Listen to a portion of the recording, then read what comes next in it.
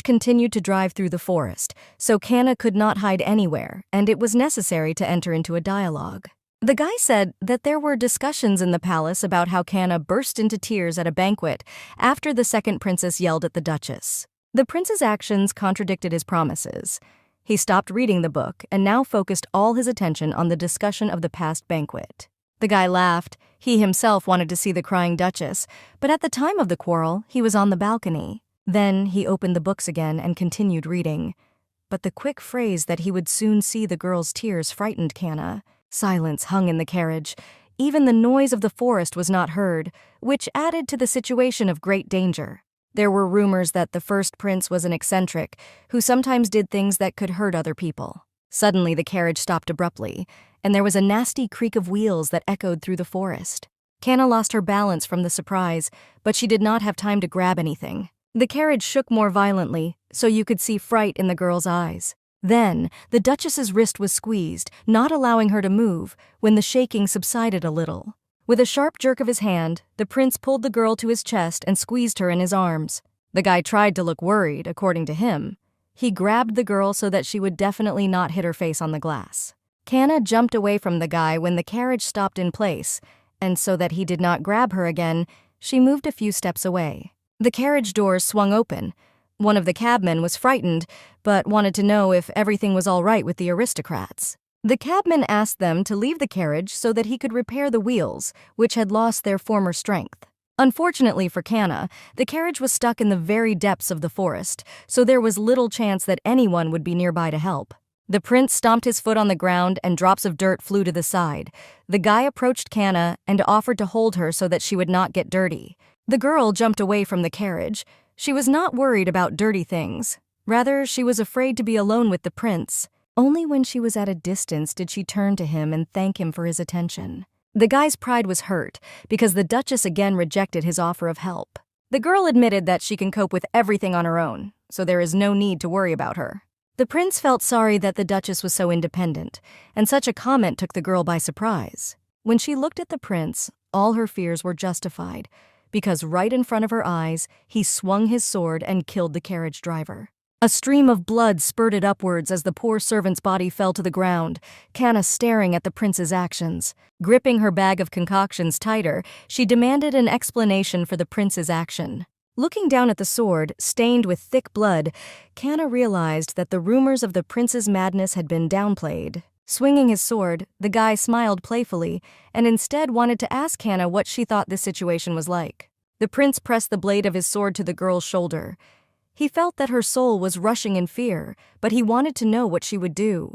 The silence dragged on, and the prince slashed the blade into the girl's skin with a slight flick of his hand, leaving a cut on it. This action was not an accident. The prince's confidence in holding the sword hinted that he was ready to kill her.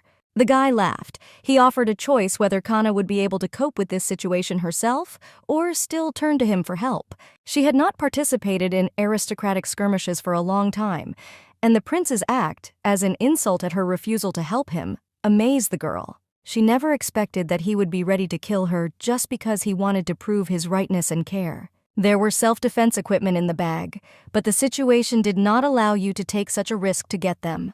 Her hands were shaking with fear, but in order to resolve the situation, Kanna needed to admit defeat and adapt to the prince. The girl smiled innocently and pretended that she could not cope with the hem of her skirt, which was soaked and covered in dirt. Even if she did not want it, she has only one life, so she will give up her pride so that the prince does not go completely mad. Argan was in thought. He had achieved what he wanted, but the Duchess's quick resignation did not please him. After waiting a few minutes, Argan raised his sword and moved it away from the girl, a victorious smile appearing on his face. Suddenly, several warriors in black cloaks came out of the forest who had been watching the wagon all this time. The prince ordered them to repair the carriage, and then escort them to the palace because he had killed the coachman. Kanna had escaped from the trap. The prince had deliberately planned everything so that she would believe that he was alone. So if she had shown self-defense skills, she would have been immediately killed by the soldiers who were hiding in the shadows of the forest. Argan kindly held out his hand to the girl, offering to continue their journey, for the Duchess was not supposed to walk in dirty shoes. Kanna placed her palm in the prince's hand. She needed to endure his company for a while until she was safe in the palace. Kana supported his playing. Although her heart was beating wildly in her chest, she could not show fear. In order to show his superiority, the prince had to commit murder, so she will accept his help without any questions when entering the carriage. Argon's mood was good, despite the fact that there was a bloody corpse lying behind him. He didn't worry about it. They spent all the time up to the palace in complete silence, and when the carriage arrived at the entrance of the building, Argon left Kana's company without saying a word.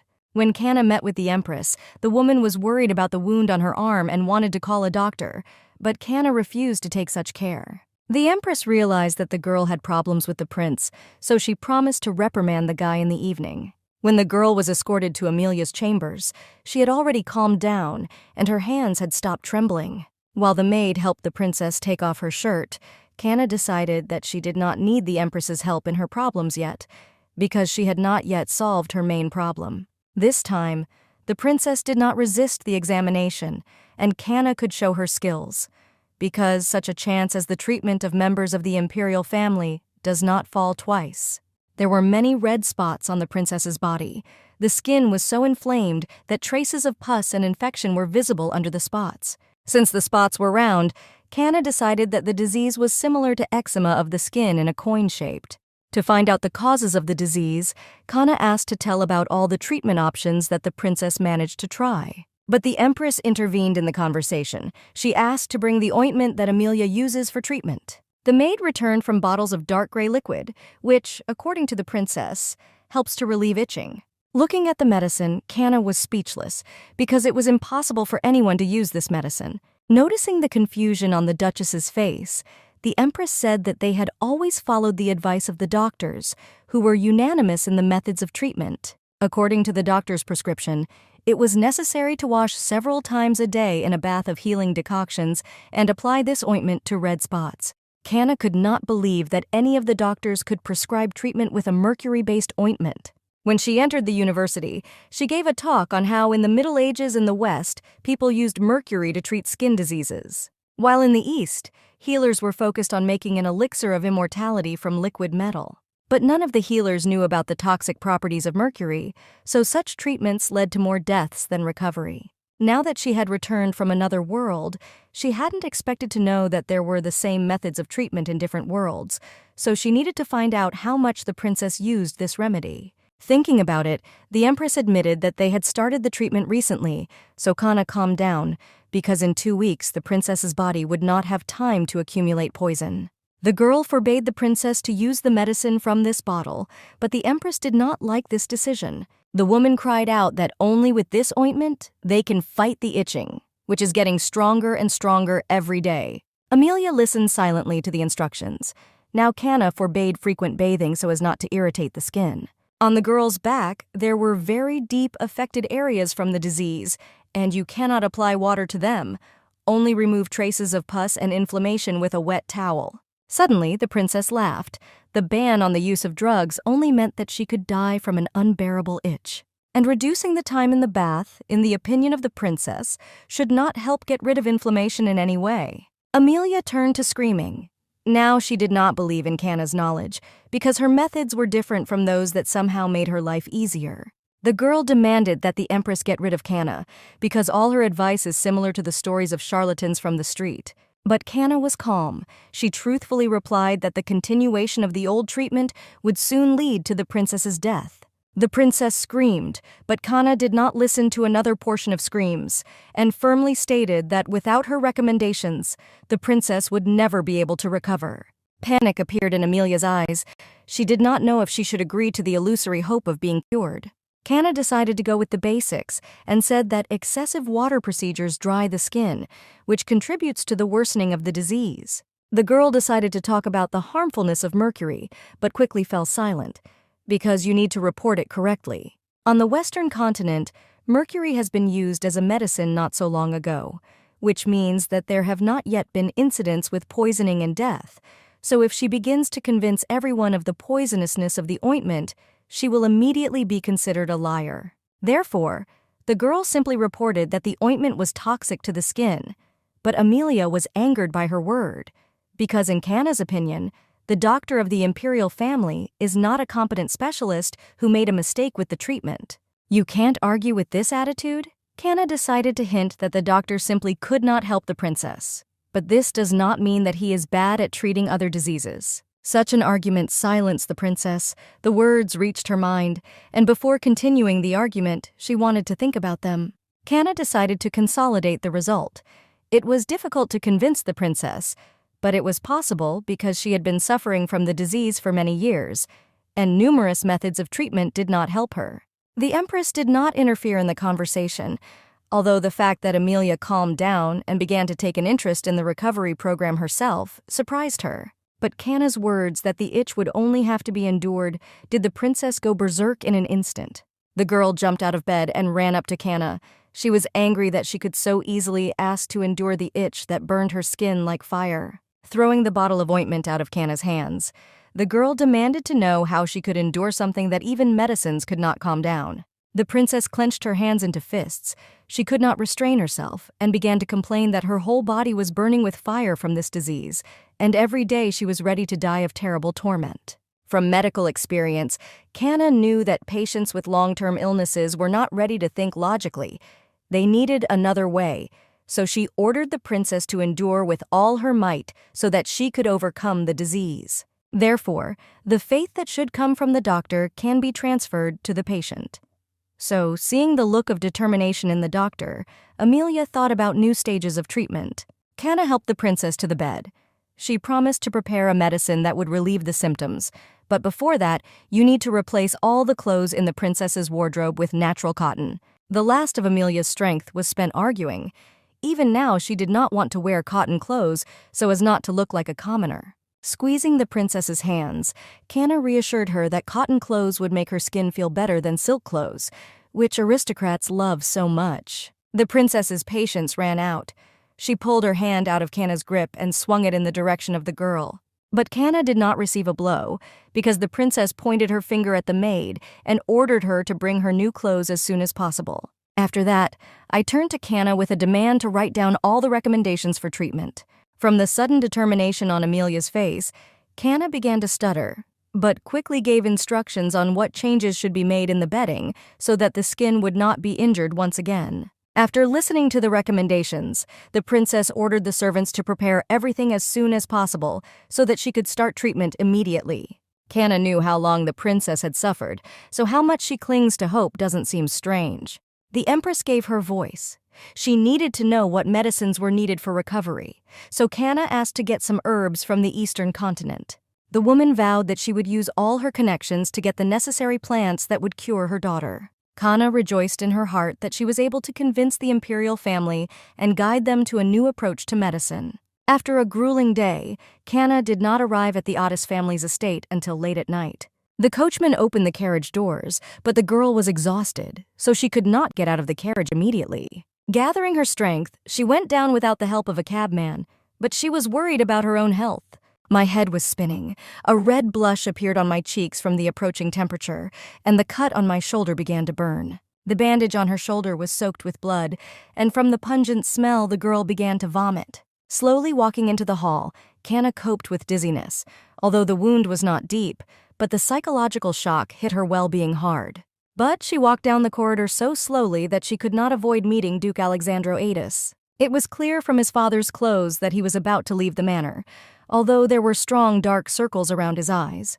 Mostly, he looked normal. Noticing her father's hand on the sword, a strong shiver passed through her body. His mind immediately conjured up memories of Prince Argan and his threats in the forest this morning. Shaking her head slightly, the girl reminded herself that she was at home, so her father was unlikely to swing a sword at her. She was about to pass by her father, but he was next to her in a second and asked her not to leave so quickly. His gaze fell on the bandaged shoulder of the girl, which she was awkwardly pressing to her chest. Unable to restrain the impulse, my father reached out with his hand to the wound, which attracted all his attention.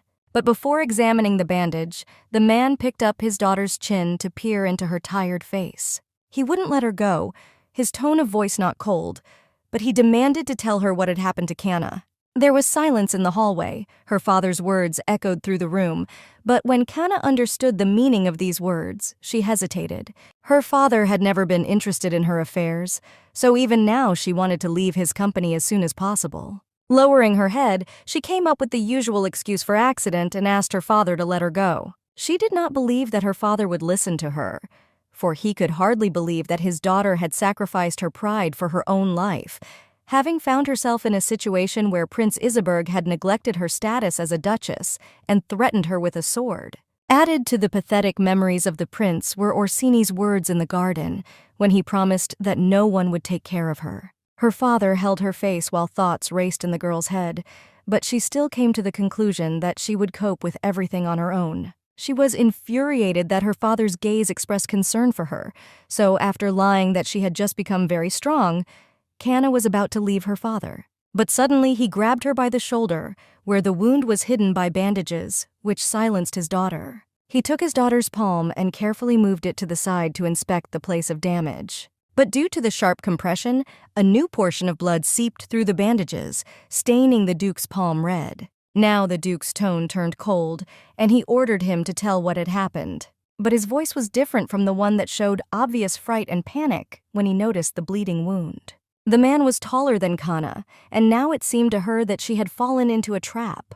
Grinning, she could not restrain herself from making a caustic remark and asked what reward her father would give to the one who bullied his daughter. The words hurt the man, but Canna was unstoppable.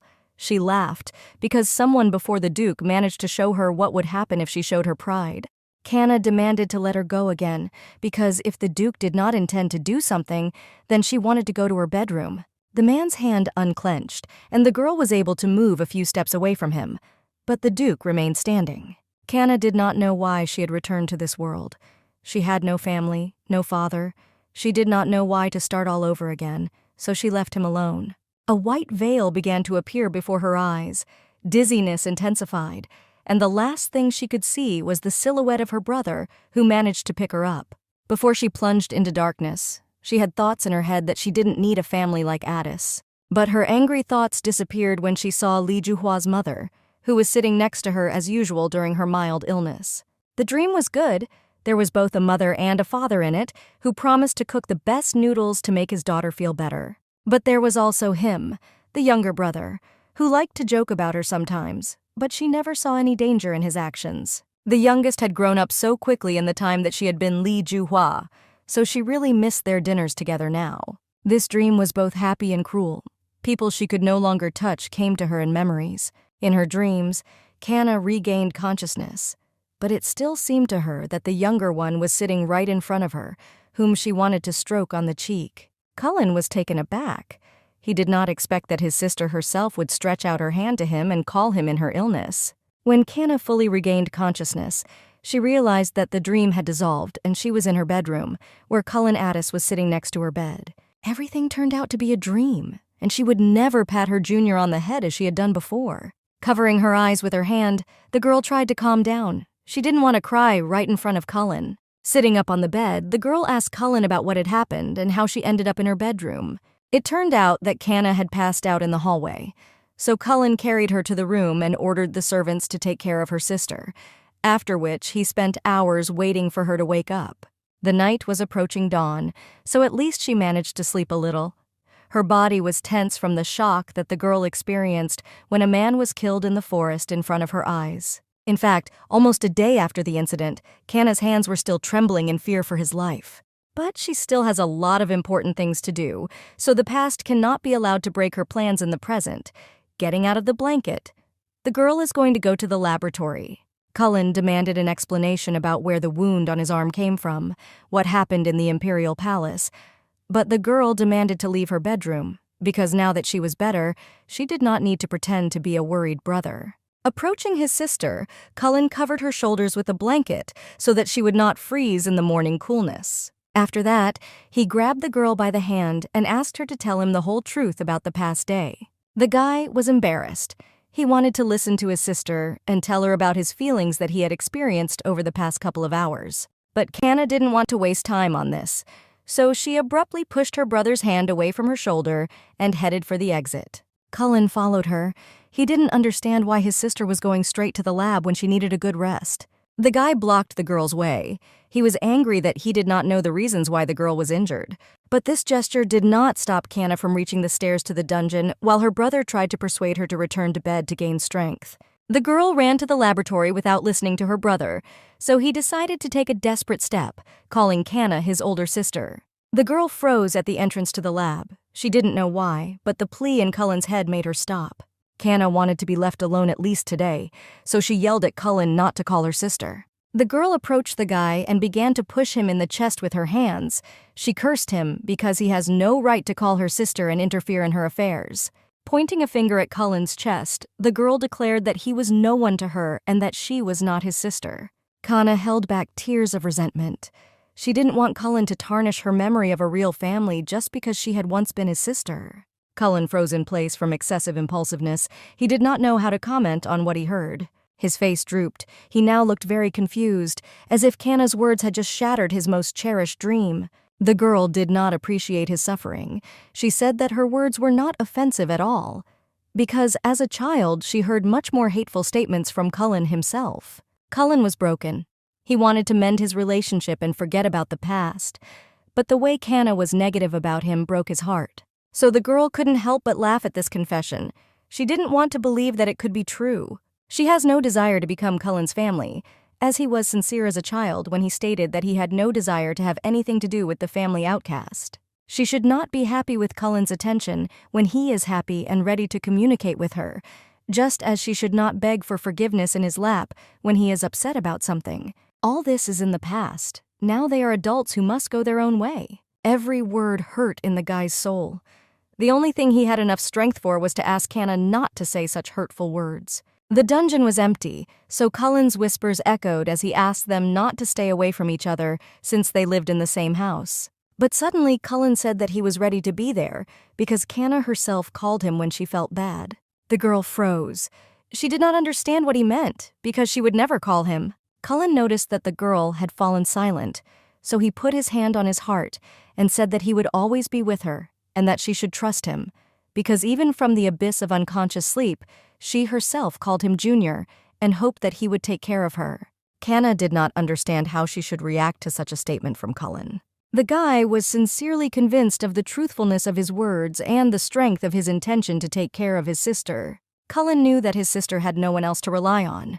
Neither Orsini nor Isabel nor even his father would give her the support that he could give. After all, even last night her father just watched as Kana fell, and Cullen himself carried the girl to the room. For the guy, the past night was like a nightmare. He had just returned home, as he immediately witnessed his sister fall unconscious in the corridor. He did not know what to do. Attempts to shout to his father did not work. That night, Duke Alexandro Addis stood still like a statue, and a sharp and fierce feeling pierced his heart. The man silently watched his daughters fall. However, no matter how hard he tried to approach, his legs did not obey him. Seeing his son pick up Kana from the floor, he tried to give some kind of order, but as soon as the Duke's mouth opened, the man could not utter a sound. So much fear stiffened his throat. Unable to control his emotions, the man quickly turned around and went to another room. Therefore, after what happened, Cullen was convinced that only he was able to take care of his sister. But all the younger brother's hopes were dashed when laughter rang out along the underground corridor. After calming down, Kana admitted that the junior she had called was not Cullen. The Duke's behavior does not hurt Kana, so it was presumptuous for Cullen to believe that he would be able to get even a little closer to Sohan, whom the girl saw in her dream. Cullen was taken aback. He did not believe that his sister could call anyone else, because she had no one else but Orsini and Isabel. Kana did not want to explain for a long time, but made it clear that in the 7 years that they did not see each other, new people appeared in her life, whom she considers the youngest members of the family. The screaming gave her a headache again, so Kana massaged the back of her head but admitted that her junior was the same age as Cullen. And he is the one Kana called, because unlike Cullen, Sohan is a real little brother. The guy felt ashamed. He covered his face with his hand to calm down at least a little. But when he began to control himself again, anger took the place of annoyance. He demanded the name of this scoundrel from the girl. Kana was angry at such a curse, but Cullen didn't care what he called the imposter who took his sister from him. Now Cullen turned to screaming. He said that he would not allow anyone to take his sister away from him, especially a guy who had never belonged to their family. The girl couldn't argue with Cullen when he had already fantasized a lot of ridiculous speculations, so she pushed him aside. Looking into his face, Canna demanded that her brother disappear from her sight while she was determined to resolve the conflict peacefully. The guy was breathing heavily. He didn't think that getting close to Canna would be such a difficult task, so he was ready to retreat. Now there is no older sister for him, there is only Canna Valentino, who temporarily stays in the family mansion. The door of the corridor closed with a crash, and Canna was left alone in the dungeon. The girl went to the laboratory, but she was angry that Cullen had portrayed himself as a victim who might be offended that his forgiveness about the past was not accepted. The sudden conflict brought doubts to Canna's soul. Now she wanted to use the elixir she had prepared long ago. For a long time, the girl tried to come to terms with family relations, but before exchanging bodies, she managed to prepare poison. At the age of 14, she found in books on alchemy a recipe for a decoction, after drinking which a person's heart stopped. As a teenager, Canna drank the first version of this poison, but it did not work because she did not study the recipe correctly. But now, with her improved knowledge and acquired composure, the poison could be completely altered. Putting the bottle aside, the girl decided to concentrate on other tasks. Now, she needs to complete an important task that Canna received from the Empress. Last evening, when the Empress herself went out to see the girl off, she apologized for Princess Amelia's behavior for a long time. Even as a child, Amelia was a wonderful child, but a long struggle with the disease tormented her nerves, making her very hot. Like this video. Hit the like button and subscribe for more videos.